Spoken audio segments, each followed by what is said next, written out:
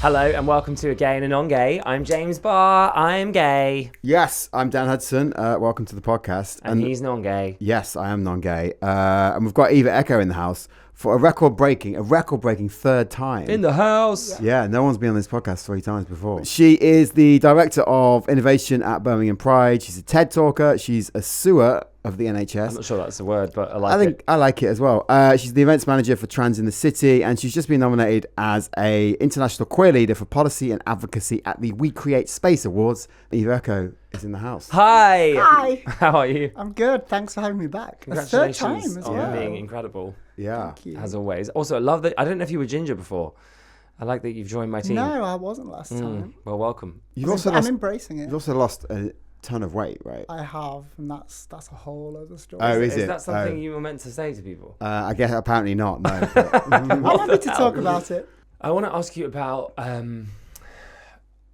Birmingham, obviously, and lots of other prides in the UK banning political parties from joining the parade this year. I think that's probably a good decision, right? But then on the other side of that, and actually maybe just fill in our listeners if they're not aware of it, but basically like because Labour have become a touch, how do you word it? A touch transphobic. A little soupçon of transphobia every now and again, or quite often in fact. I feel like it was probably the right decision to ban them from being in the parade. But then by doing that, you've also banned people like the Liberal Democrats who have historically and continue to be quite LGBTQ plus. Well, it wasn't an outright ban. So we basically said if you belong to a political party and your party has been harmful to the trans community in any way, then don't march under your party's banner. Yeah. If you are an ally, you may still turn up as yourself, as an MP if you want. But when it comes to marching in the parade, we're not having Labour marching in front of, in excess of 70,000 people. Yeah. When quite clearly they've been really harmful Definitely. just aren't open to discussion. So we were basically, it was more towards the parade. And then we came together with the other large prides to basically say, look, we're all going to do this. And it's been great to see the smaller prides do that as well. It's difficult though, isn't it? Because I guess as a charity, you can't just ban one political party because that would make you party political. I think I'm right in saying this. You have to ban them all. We've got to be neutral. So which is really annoying because then there's like the Greens. But they've been transphobic, have they not? Well, I'm sure a couple of them There's have. been infighting historically, but we've just left it and said, if your party has been like anti-trans, mainly referring to like the Supreme Court ruling, of course, policies like the ban on puberty blockers, those sorts of areas. If your party has been very active in being against that, then don't. It's funny that I think I'm only bringing that up because my friend's a councillor in Nottingham for the Lib Dems, and he was really heartbroken because he's worked for queer rights his whole life and now he can't march as his party even though he feels as though they've done a lot of good things. So I suppose that my question is, like, do you think it's right that just all political parties are banned? I mean, we're apolitical anyway, and we need to be, because we're not here to represent that side of it, but at the same time we are in a certain way because of the protest side of things. So Pride is and always will be a protest. So in a way, by banning them, this is our way of protesting. People have said, you could have gone further and banned like various organisations, various individuals, various groups. But we've got to start somewhere. I think with this year, with what's happened, we started with political parties. I think it's a good idea to ban them all. I mean, if you want to make a difference, if they want to support queer people, they can do that in their own space. In Parliament. So is anyone exempt from this? Or no, it's all of them, right? It's every single. I think it has to be legally, because if you ban, otherwise you're biased towards a party, so you can't do that if you're a charity. What if me and you set up a political party? Again, we wouldn't be allowed, would we? We wouldn't be allowed. No. Well, you're banned if you've actively participated in harming the trans community. Okay. So, like, for example, if your party has voted against certain legislation or for certain legislation, especially when you've had, like, your MPs have been given the whip and, they can't have their own say, it's not a free vote in Parliament, then you're basically saying from the top down, everyone needs to vote this way, in which case, absolutely not. You mentioned the Supreme Court ruling in the UK regarding trans people. Let's get into it. Buckle What's up. the latest? I mean, I think for our listeners that don't know about it, that don't live in the UK, can you just quickly sum it up? But then also, what is the latest on where it's at the moment? Yeah, so the short official version is an anti-trans group for women in Scotland basically didn't like something that the Scottish government had written in terms of pushing women into high paid roles. That did include trans women, so they challenged that, saying that trans women aren't women. So that's how this all came about, and it ended up going to the Supreme Court. And the Supreme Court was supposed to make a decision and provide clarity on what is a woman. But now this is where it gets a bit messy, because the whole thing's been completely taken out of context. And when you look at the political landscape, it's obvious why. So this is and always has only been in terms of the Equality Act itself.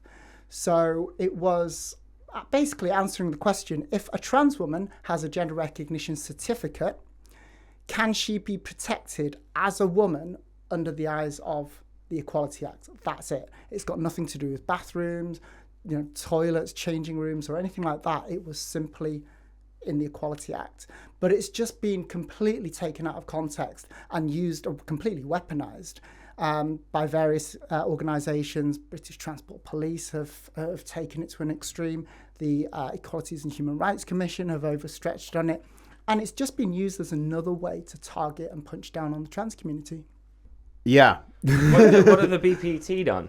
So, British Transport Police, I think BTP, it was like... sorry. It was like 20... I think it was within 24 hours of the Supreme Court ruling dropping. They basically said that they've updated their search guidance. So if you need to be searched, intimately searched, then trans women will now be searched by male officers. Right. And trans men will be searched by... Why do that? So basically, it's opened up a whole bigger issue, because if trans women are now being searched by male officers, Yeah. then what's to stop a male officer going rogue and searching a cis woman saying, "Oh, I thought she was trans"? Yeah. And that's the problem with all of this, isn't it? When we look at doesn't just predatory hurt. behaviour in the past within public sectors and in the forces especially, then yeah, it's really, really dangerous. But what about if these officers are trans? How does that then work? So there are very, very few trans officers, Right. Within nearly all the forces, and currently it's being reviewed. So But there's also very few trans people, so leave them alone. Exactly. It's so stupid. I don't even know what to say anymore. I'm so exhausted by it. It must be. We're just How are you personally? I'm not good. I mean, I'll openly admit, and I mean this is probably this is where I'll drop it. But I had a Mentee B, good old fashioned Mentee B at the start of the year. So I've that caused a major eating disorder relapse. So I've kind of been just surviving, ignoring the news as much as possible. Because yes, there's been some personal issues that have contributed, but by and large, it's this constant attack on you as a person, your whole existence, and the whole community. And I think, being in the public eye, you kind of feel like you can't have a day off. You've got to keep going. So for me, I didn't realise that over the years it was just taking such a massive toll. And this year was a massive learning curve. I'm so sad to hear that. I feel really guilty because I said, you look lovely when I saw you. Yeah. Now I'm like, oh God, and Dan made that comment too. But in a way, I feel like it's kind of important that we leave that in now, because you're being open about it, and I think it's not something we've talked about before, but people make a lot of mistakes around that, right? Yeah, and I think as a community, the queer community have been saying, talking about inclusive language for years. Don't assume someone's sexuality, gender identity, marital status, or anything like that. And yeah, that kind of applies outside of our community as well. But I don't think we're always quick on connecting the dots. We'll say don't assume someone's pronouns, but we'll happily assume that someone may have kids if they're married or something like that. It's just something that's built into us, and we're conditioned to think that way. So are you getting help for that? Are you talking about it a lot? You're obviously being open about it because you've mentioned it here, so that's encouraging. Yeah, I thought I'd give you the exclusive on it. So I thought I could deal with it on my own. This isn't the first relapse I've had, but then it just got worse and worse. And then when I'd stopped eating for a while, my best friend basically convinced me to go to a GP. So I did, and I was urgently referred to the eating disorder unit and assessed, and I've been seeing someone there ever since. And we're currently looking at what my treatment path will look like. But I was last week today diagnosed with autism, and that apparently has a strong connection with eating disorders as well. So, like the whole thing is just completely interlinked. And the more I find out about this, the more I do receive help, the more I discover more about me. Not just me as like in terms of the eating disorder part of things, but even like my gender identity, my sexuality, because LGBTQ plus people are disproportionately affected by eating disorders. When we look at trans people, there's a higher prevalence of autism. So when we look at how people are, these things are so connected in terms of who we are as individuals and how we navigate the world and how the world affects us. You're so quick to I hope it's okay to say this, I feel like we're friends. You're very quick to dismiss your own experience and turn it into a teachable moment for everybody else. Maybe. I think. Yeah, I see that in lots of friends of mine when they're going through something, or they're just as a person, they're just very defensive about moving on and trying to give someone else advice. And I think that's interesting. I think it's important to point out sometimes. Some of us, like most of us, have probably minimalized ourselves. Oh, I do it all the time. Yeah. And I think for me personally, I've always been like, look over there. Don't look at me. Look over there instead. And let's talk about that. Because whether it's trans rights, eating disorders, or getting rid of Tories, that's where the issue is. We do want to talk about Download Festival. Yeah.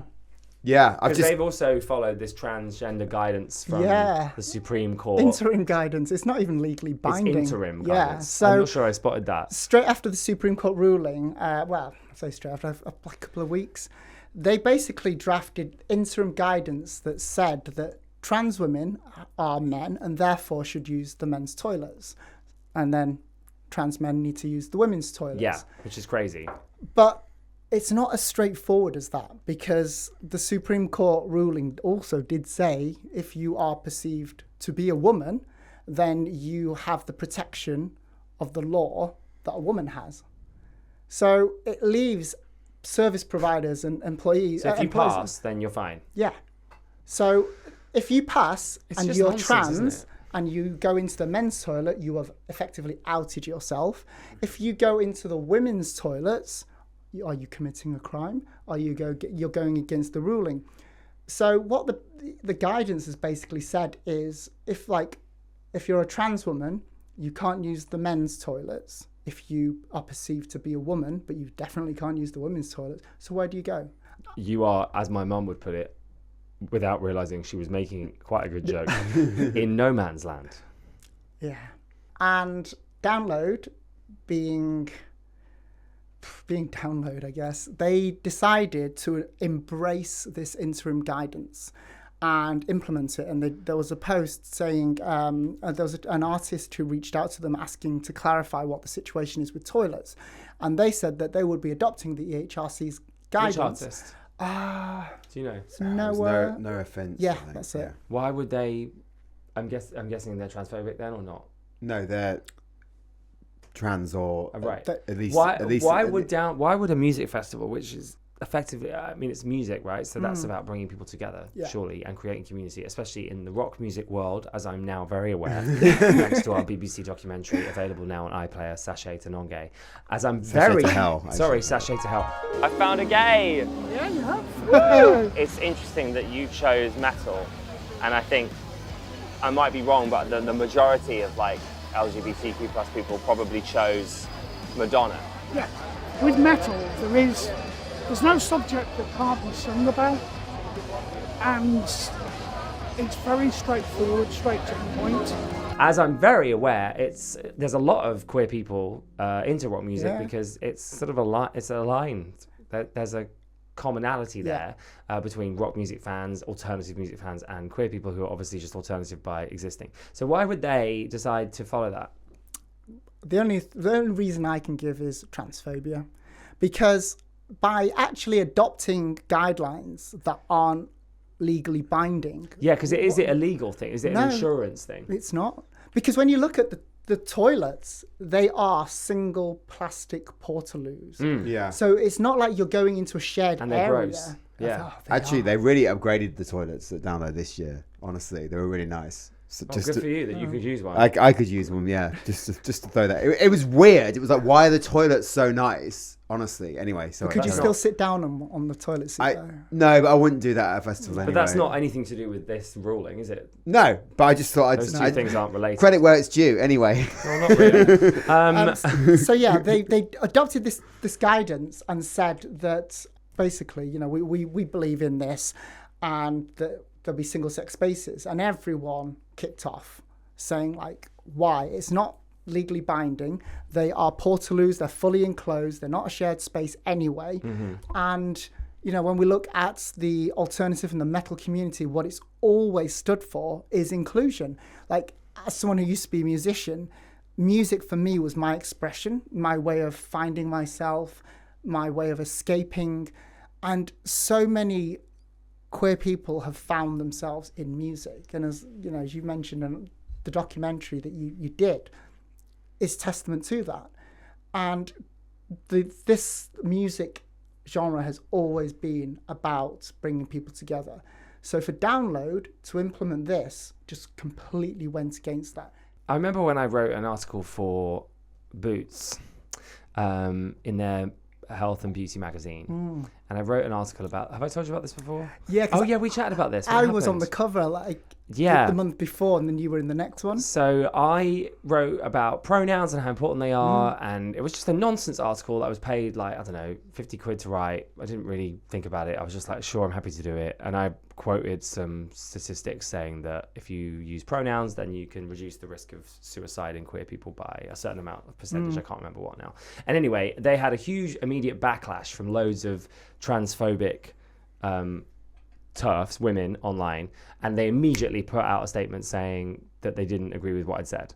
Is Download just doing the same thing here? Are all these organizations just being attacked by a torrent of TERFs who are making them freak out, so they just release a statement? Is that what's happening? Are they just more organized than we are? I can't. Yeah, I mean the anti-trans movement is heavily funded and very well organized. So yeah, they're really strategic. Whether Download are or not, I don't think so. And we're not, though. Like, we're not heavily funded and strategic. We're all messy, chaotic, fabulous, glamorous, volunteers, traumatized. Yeah, volunteers. Yeah, we are. I mean, so like, is that is that one of the issues you feel? Like, absolutely. I think if we had more unity, we'd be unstoppable. Like, if you imagine we had a queer party or the Rainbow Party, an actual political party.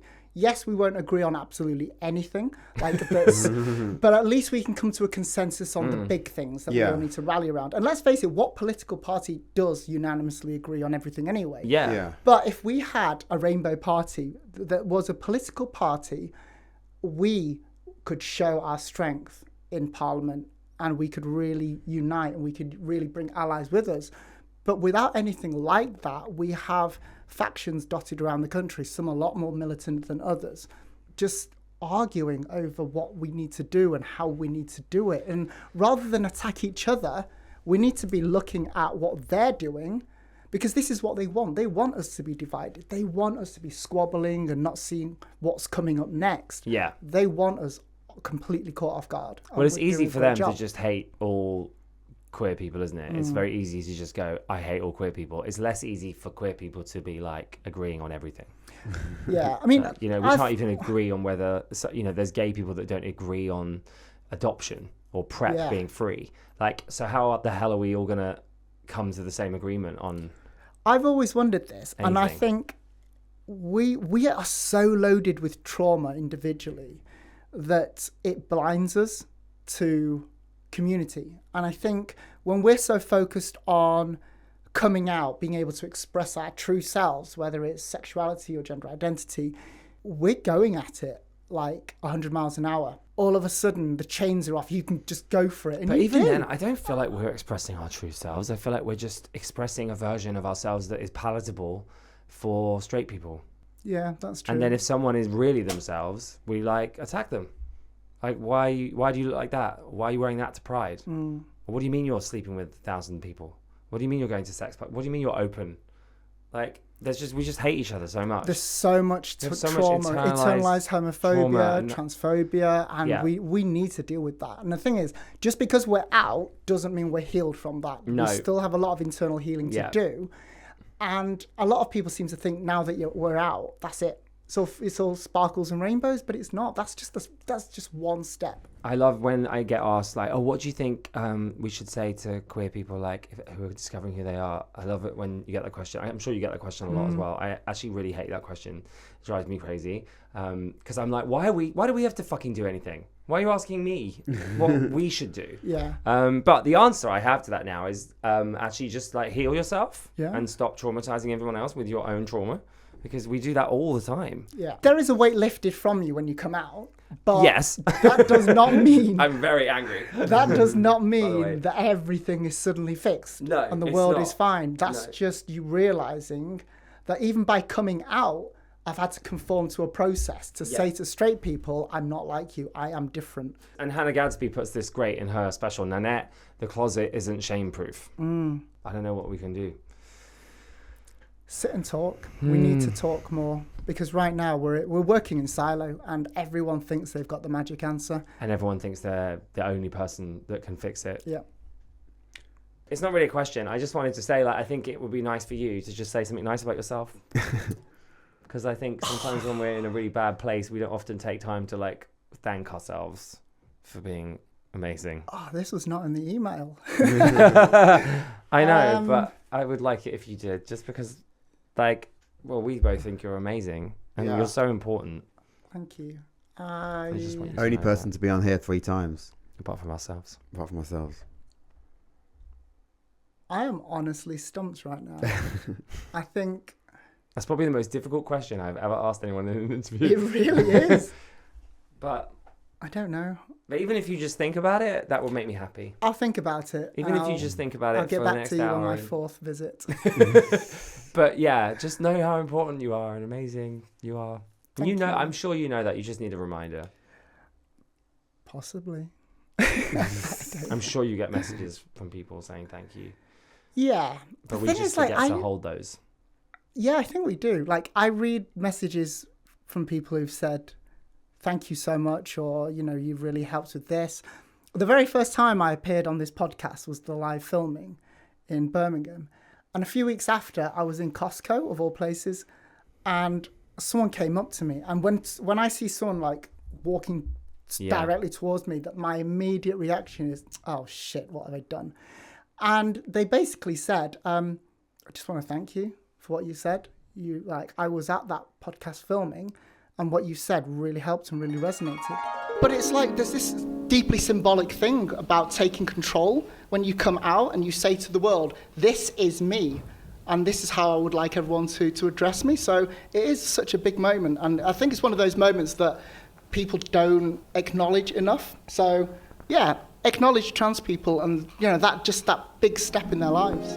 It's nice to hear that, but for me, I don't know what's wrong, but it just never... I don't know, it just never sinks in. It's almost like I'm just doing a job. Do you know what I mean? And if someone says, thanks for filling up the photocopier with paper, you don't really think too much in it because you just think I'm doing my job. But I guess someone's got to fill the paper up. That's such a horrible way to describe all of your incredible activism. Just filling up the paper. Yeah. It's more than that, though, isn't it? It is more than that. I think, I don't know.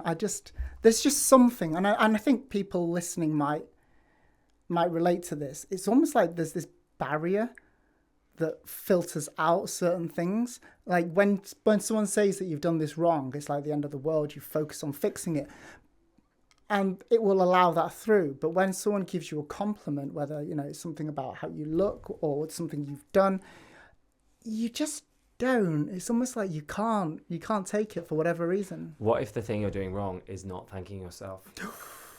Oh, that's Has that deep. filtered through? That's deep.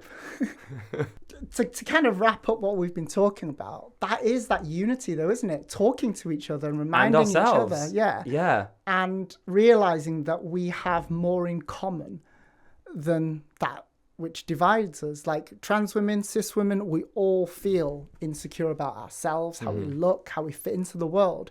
Let's cheer each other on. Let's platform and lift each other rather than going against each other or trying to segregate each other. But also know, like, I'm not a woman, but as a woman, that what you're experiencing there is exactly the same as every other woman.